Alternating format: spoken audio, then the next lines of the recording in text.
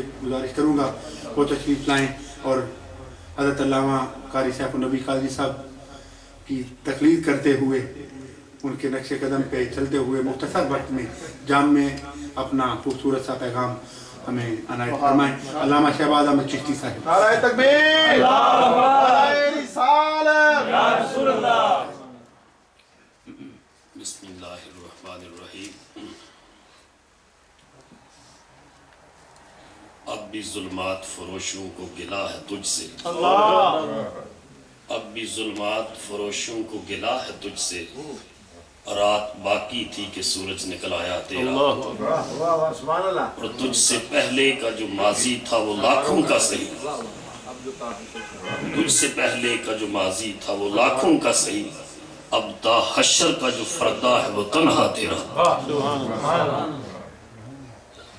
हुक्म मिला उसकी तामील में दो चार बातें उलमाए कराम की कसीर तादाद तशरीफ़ फरमा है।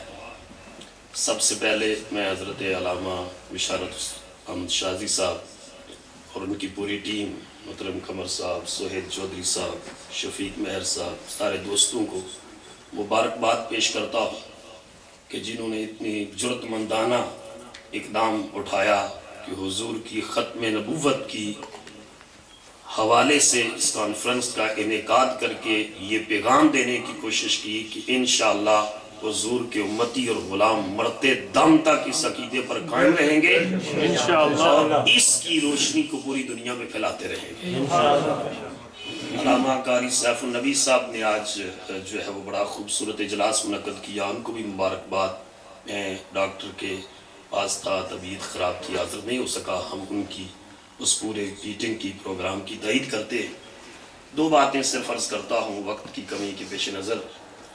अल्लामा इकबाल रहमतुल्लाह अलैह ने इस हवाले से एक पूरा मकाला लिखा, इस्लाम एंड अहमदिज़्म, क्योंकि कादियानियों ने ये तासुर देने की कोशिश भी की कि ये शख्स जो है ये कादियानियत से जो है वो मुतासर था।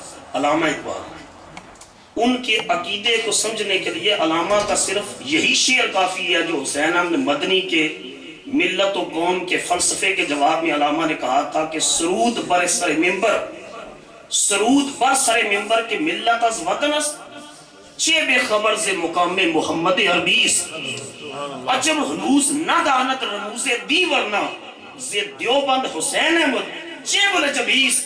और अल्लामा की जिंदगी का पूरा निचोड़ इस शेर में आ जाता है कि ब मुस्तफा बरसा खेशरा के दी हमऊस अगर बाऊ ना सीधी तमाम बूला बीस।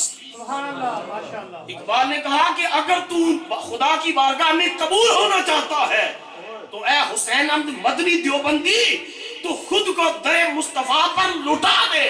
अगर तू मुस्तफा का गुलाम न बन सका तो क़यामत के दिन तू अबू लाब की औलाद से उठाया।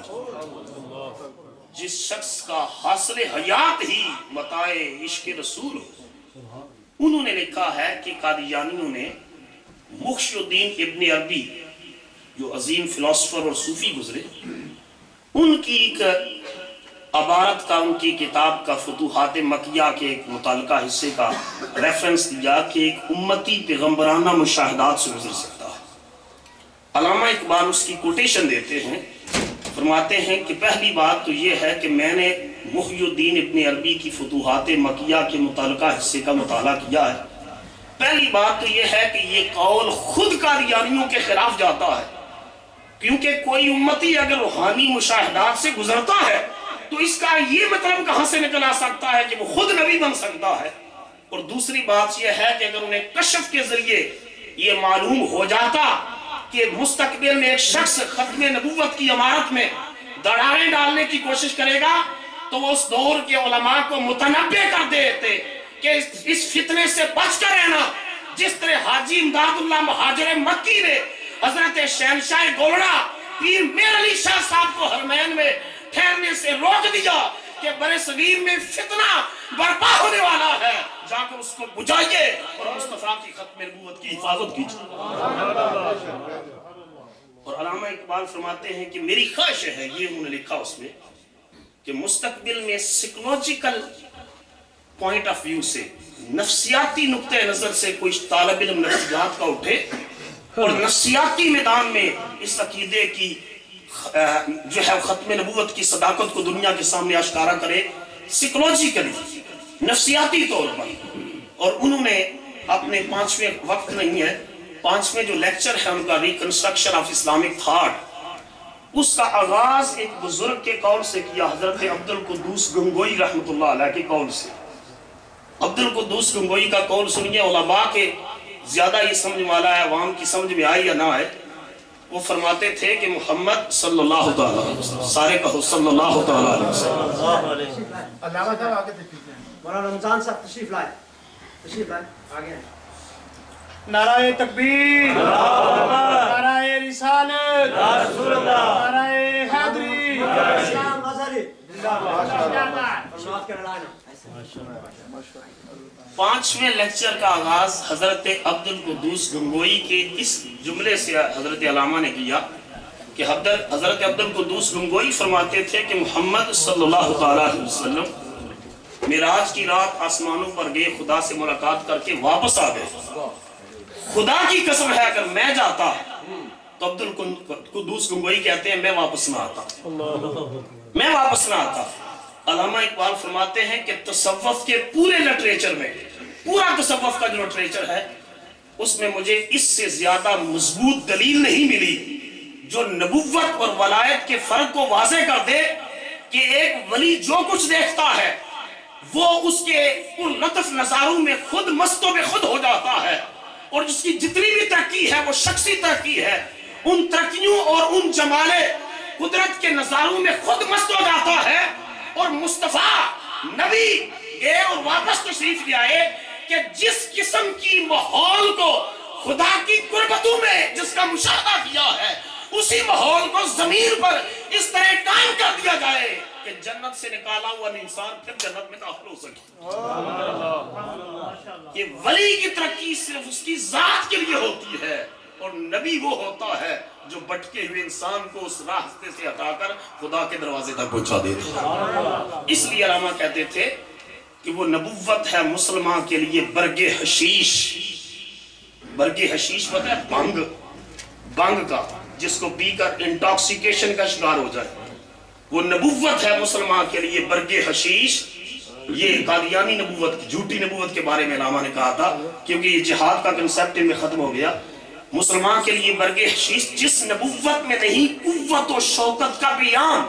اور آخری بات وہ یہ ہے کہ پاکستان میں انٹرنیشنل کورٹ آف جسٹس میں یہ انہوں نے ایک مقدمہ دائر کروایا کہ پاکستان میں اقلیتوں کے حقوق پامال کیے جا رہے ہیں، جن میں یہ قادیانی شامل ہیں. تو جنرل ضیاء الحق نے، ہمارے استاد گرامی اور مرشد کریم حضور ضیاء الامت حضرت جسٹس پیر محمد کرم شاہ صاحب الازہری قدس سرہ العزیز، آپ کی نمائندگی میں ایک وفد تشکیل دیا کہ جا کر انٹرنیشنل کورٹ آف جسٹس میں، عالمی عدالت انصاف میں جا کر پاکستان کا مقدمہ لڑے.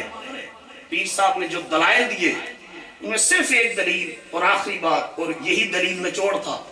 پیر صاحب نے ان ججوں کی جو جیوری بیٹھی تھی انٹرنیشنل کورٹ آف جسٹس میں، انہیں کہا کہ میں آپ سے ایک سوال کرتا ہوں کہ تمہارا اعتراض کیا ہے؟ انہوں نے کہا اعتراض یہ ہے کہ یہ لوگ کہتے ہیں کہ ہم ان کے نبی محمد صلی اللہ علیہ وسلم کو مانتے ہیں، لیکن ان کی نیشنل اسمبلی نے قرارداد پاس کی ہے کہ یہ قادیانی غیر مسلم ہے، لاہوری گروپ غیر مسلم ہے. تو جب یہ تمہارے نبی کو مانتے ہیں تو پھر تم ان کو مسلمان کیوں نہیں مانتے؟ تو پیر صاحب رحمۃ اللہ علیہ نے، جو خود پاکستان میں پہلے فیڈرل شریعت کورٹ اور پھر سپریم کورٹ کے جج تھے، پیر صاحب نے ان ججوں کے سامنے کہا کہ ہم حضرت عیسیٰ علیہ السلام کو اللہ کا رسول مانتے ہیں. فرمایا میں حضرت موسیٰ علیہ السلام کو اللہ کا رسول مانتا ہوں، ہم سارے مانتے ہیں. بولو ہم سارے اونچا بولو، ہم سارے مانتے ہیں. آپ نے فرمایا کیا تمہارا میرے بارے میں کیا خیال ہے؟ کیا تم مجھے یہودی تسلیم کر لو گے جبکہ میں موسیٰ علیہ السلام کو مانتا ہوں؟ آپ نے فرمایا میں حضرت عیسیٰ کو بھی مانتا ہوں، کیا مجھے عیسائی تسلیم کر لو گے؟ انہوں نے کہا نہیں.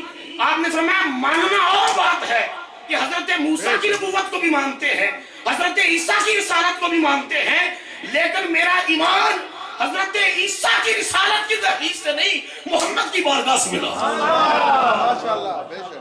تو جب میں حضرت موسیٰ کو اللہ کا رسول مانتے ہوئے یہودی نہیں، हजरत ईसा को अल्लाह के रसूल मानते हुए ईसाई नहीं, क्योंकि मैं उनके बाद एक ऐसे रसूल को मानता हूँ जो सिर्फ रसूल नहीं है, रसूलों का